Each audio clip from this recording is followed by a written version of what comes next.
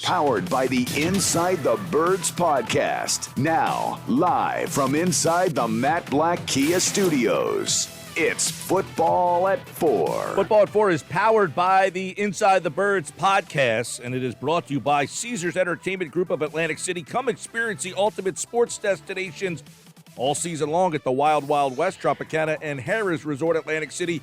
Book your game day experience today at Caesars.com. I'm Mike Gill.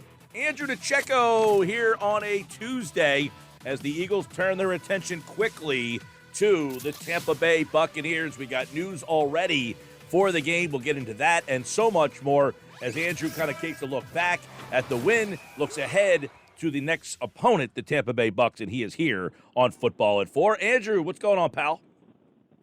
Hey, Mike, how's it going? Everything's good, and obviously before we turn our attention to a Thursday night game, which has already got some storylines tied into it, I want to get your take back at the game we just saw. I mean, obviously an ugly game, but somehow they pulled out a victory there. What are a couple of things from that game that stand out and the way they were able to kind of fight their way to their second win of the year?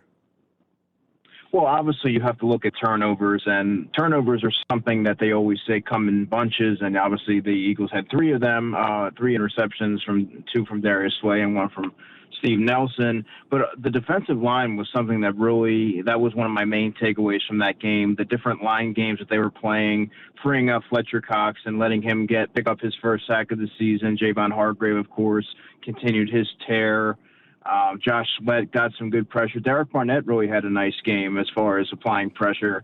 I thought that they really capitalized against a very undermanned Panthers offensive line, and now you want to see Ken Jonathan Gannon take that blueprint and carry it over to Thursday night.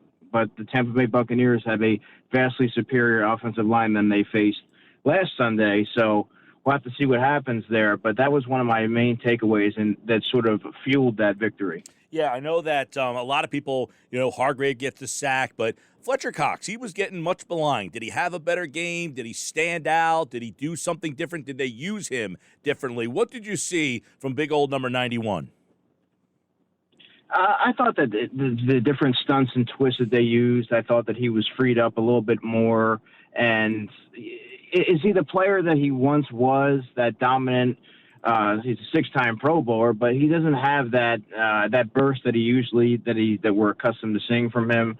But he's still a very good player, right? I mean, him and Javon Hargrave seem to be playing off each other quite well. At least they did on Sunday. And now you want to see, can you build on that on Thursday night? And I thought that Fletcher showed some good burst and power, and he definitely created some penetration, and that's what you need to see from him, because he's someone that they're going to need, him and Hargrave, if they want any chance of hanging with Tom Brady and his offensive weaponry. I know you wrote about the front four dominating, but another guy who I guess I want to get your take on how he was included, which was Jannard Avery. If you look at the stat sheet, you would say this guy was included. So what was it?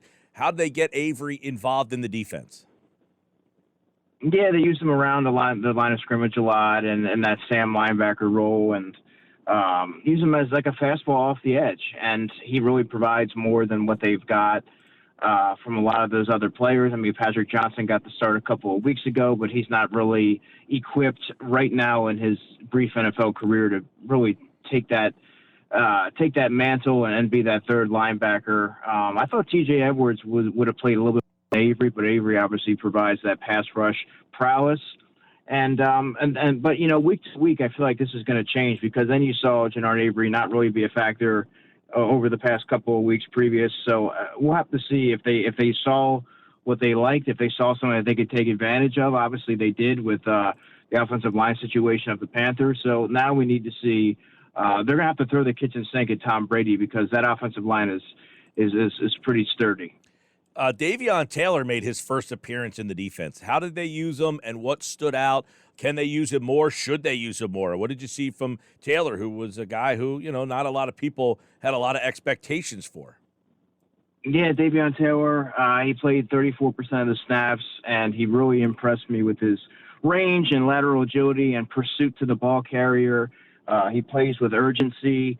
At least he played with urgency the other day, and that's really what you want to see from your former third-round pick. And he's clearly the most athletic linebacker that they have, and he plays with like his hair is on fire, and he always is pursuing the football. I think him and Alex Singleton really complement each other pretty well, and it's nice to see Davion Taylor get involved. Obviously, he started camp very promising, but then he suffered that injury, which set him back quite a bit, and it was nice to see him sort of find his way, and Eric Wilson sort of take a little bit of a back seat. He saw a regression in his snaps, which really you needed to see because he's sort of been a liability out there, to put it mildly, particularly against the run. And I think that there's sort of, as this season sort of goes along, Mike, I think Jonathan Gannon sort of seeing what he has with his personnel and trying different things and seeing what works, different combinations. And this week or last week it was Jannard Avery, and you saw some more Davion Taylor.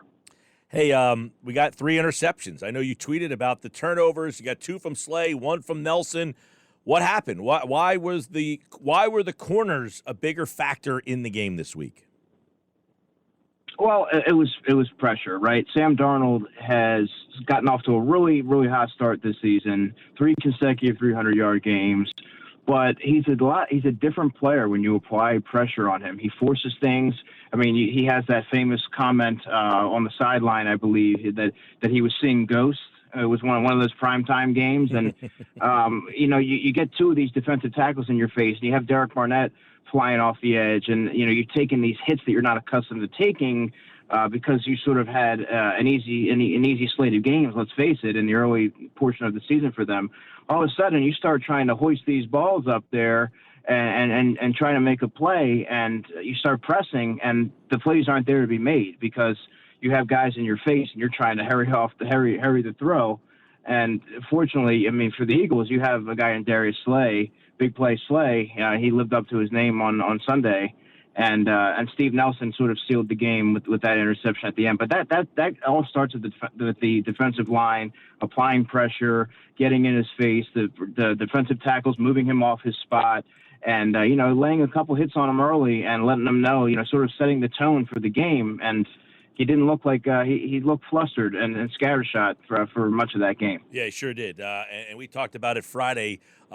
He's a turnover guy. He will turn the ball over. They got to him, and they made him turn the ball over 3 times in the game. So the Eagles defense did their part. You mentioned in InsideTheBirds.com, your preview, that the X factor would be Kenny Gainwell.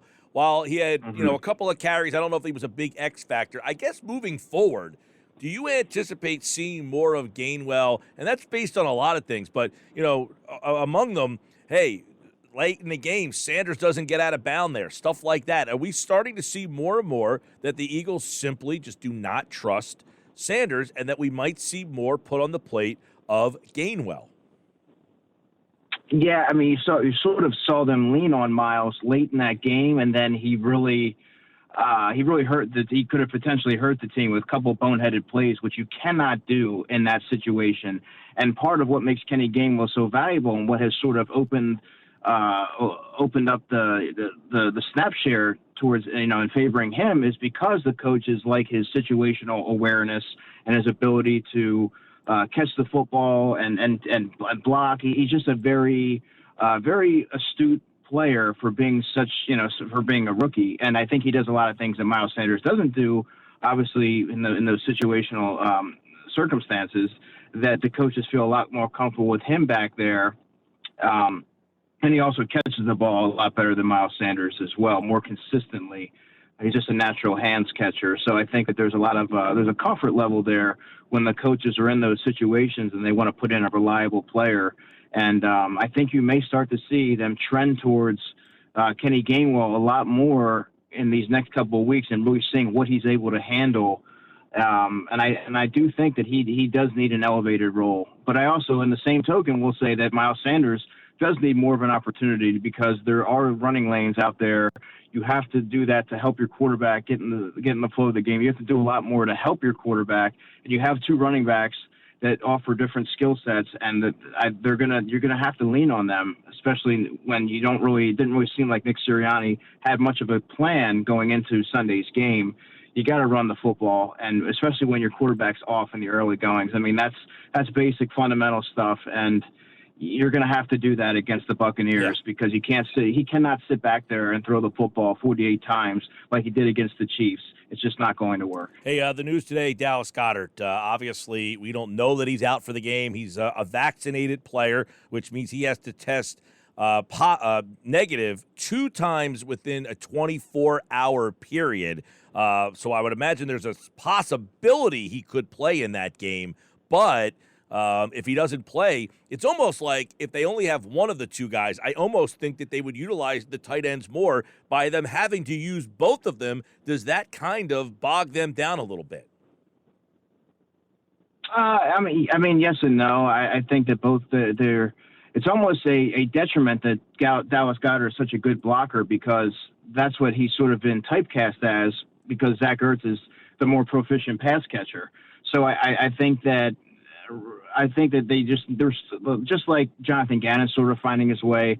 You hope that Shane Steichen, the offensive coordinator, and Nick Sirianni are sort of figuring out how to use these guys. I mean, I am baffled at the fact that the Eagles don't utilize Dallas Goedert and move him out wide when you clearly need a bigger-bodied receiver to sort of accent the finesse players, the speedy guys, the Devontae Smiths and the Jalen Reagors and the Quez Watkins. I think you need to be a little bit more creative in how you're using Dallas Goedert because he does have such a versatile skill set and he can be such a prominent factor in the red zone.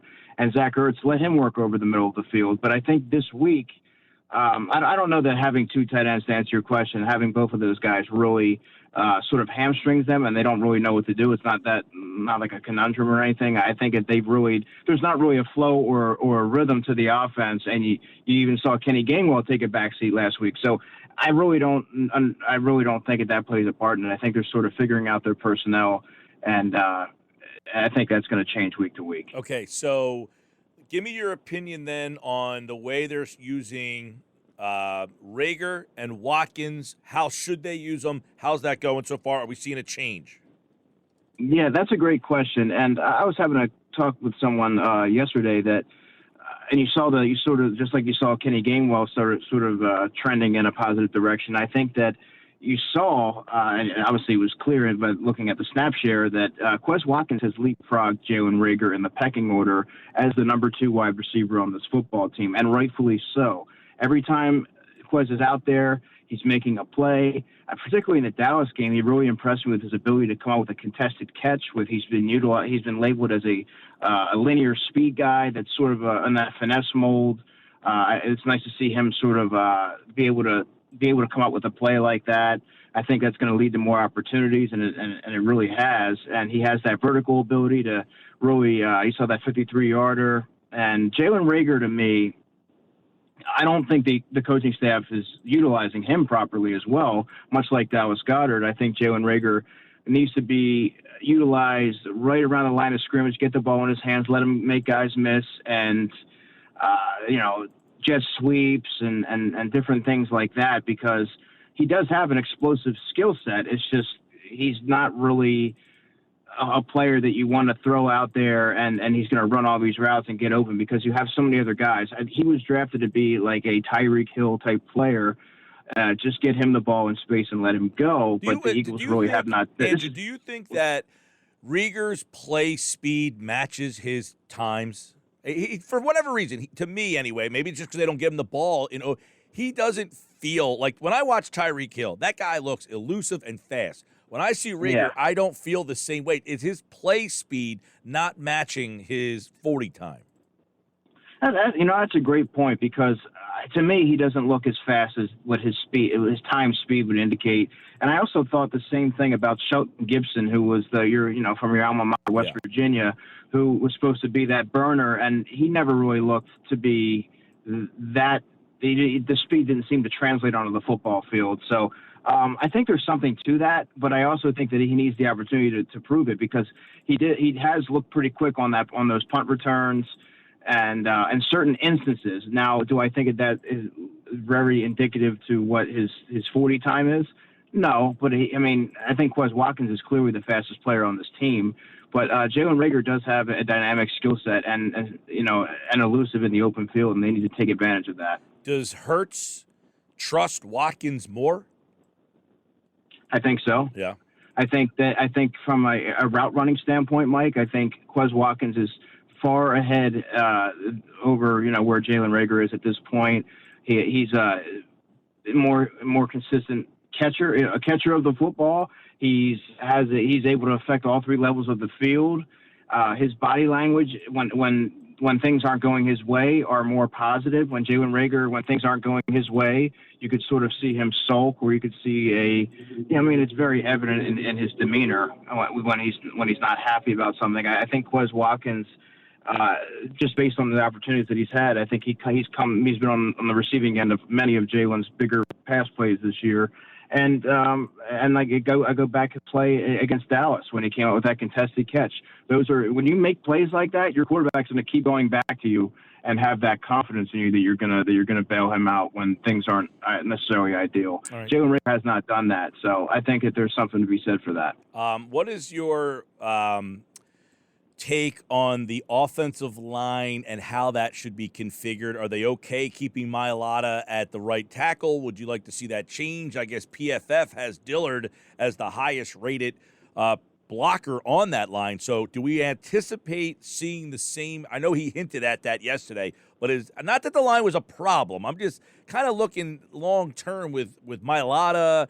I kind of said earlier, like, hey, maybe Johnson, they don't know what's going on there. Do they look at Dillard as the left tackle and Mailata as the right tackle, beyond this year? So do you think the offensive line will stay the same for Thursday night?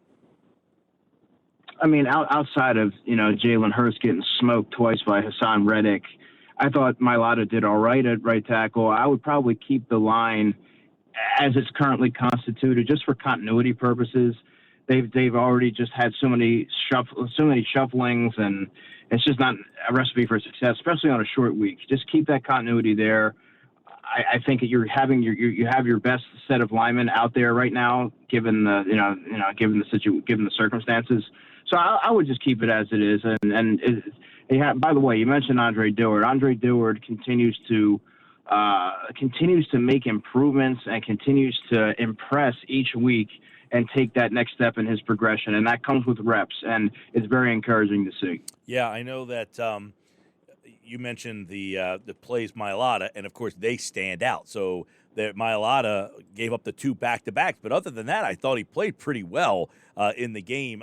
Dillard has played pretty well. I guess for the people who want Dillard traded, he has upped any trade value that he may have had. All right, let me ask you about this particular matchup, because the next time we talk to you, it will be game day, and obviously we'll know a lot more. But initial thoughts on the fact that Tampa Bay's pass defense is not very good. Does that play into what Nick Sirianni wants to do?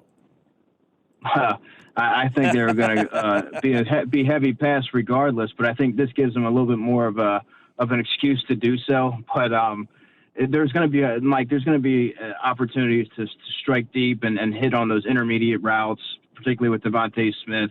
I think he's going to have. I thought Dallas Goedert would have had opportunities to really take advantage of the middle of the field. There's going to be no Levante David, who, in my opinion, is one of the most underrated linebackers in football and has been for a number of years now. He's not going to be. He won't be playing. So I mean, they're going to throw heavy. Hopefully, it's not that 48. He's not dropping back 48 times like he did against the Chiefs. You want to see some running in there. Obviously, the Tampa Bay Buccaneers are probably, I think they are the number 1 ranked run defense in football, if I'm not mistaken. So, I mean, you hope that doesn't turn them away, because they still need to keep that balance and at least get the running backs involved in the screen game, or try to have it a little bit more of an effective screen game. I know that can be an extension of the running game, but yeah, I mean, there's the secondary is very suspect right now for Tampa Bay. That's going to be, if they're going to capitalize, that's where it's going to be. Yeah, and I know you hinted at the Eagles' front 4 was a big difference in the game, but the offensive line for Tampa, a much different animal. That's the strength of their team. Absolutely, and that I even wrote about this on InsideTheBirds.com. It was nice to see Jonathan Gannon scheme up a way to take advantage of a porous Carolina offensive line, but let's see what he can do against a superior offensive line. Will you see some of the same different stunts and twists and line games, or are you going to see much of what we saw against Dallas and Kansas City, and are they going to get gouged in the running game? So, I mean, we need to see what it is, because Sirianni regresses from the Kansas City game. Gannon improved from the Kansas City game, so we really don't know what to expect going into Thursday night. Yep, that's a great point. And there was so much maligned from Gannon. He made the adjustments. And I kind of talked about a lot last week, which was, hey, against two average offenses, Atlanta and San Francisco, you played well. Against two really good offenses, they didn't play well. That doesn't excuse you for not playing well, but most of the games they're going to play, Andrew, moving forward are Carolina, Atlanta, San Francisco level of offenses. Playing Dallas and Kansas City doesn't happen week in and week out. And I think that's something to kind of build off of, is with the second level of team, they're right there. They're toe-to-toe with that level of team right now. Yeah, and they have playmakers, and they have the ability to put up points. And from a defensive standpoint, they have a veteran secondary. Like, this is not a youth movement by any means. Like, these guys have all played a lot of football. The defensive line is still pretty formidable, even without Brandon Graham. The linebackers are obviously substandard right now, but I mean, they do have the components to really keep pace with many of the teams that they're going to be facing. And now it's just establishing an identity on offense and on defense. You have no way to sort of depict what kind of team that they are, through the early portion of the season. They need to really establish an identity on both sides of the football. I think it's a great point. Who are they on offense, and who do they want to be? I don't think Nick Sirianni has figured that out yet either, based on his play calling. He's Andrew Dicecco. Football at 4, Eagles and Bucs Thursday night. Don't forget, we're giving away those tickets to go to the game live. You'll have club box seats. We'll do that tonight at 5 o'clock. Andrew's back on Thursday. He'll give us a breakdown on that game and his pick right here during Football at 4. All right, Andrew, take care, buddy. Have a good one, Mike. Andrew Dicecco, of course, Football at 4, powered by the Inside the Birds podcast, and it is brought to you by Caesars Entertainment Group of Atlantic City. Come experience the ultimate sports destinations all season long.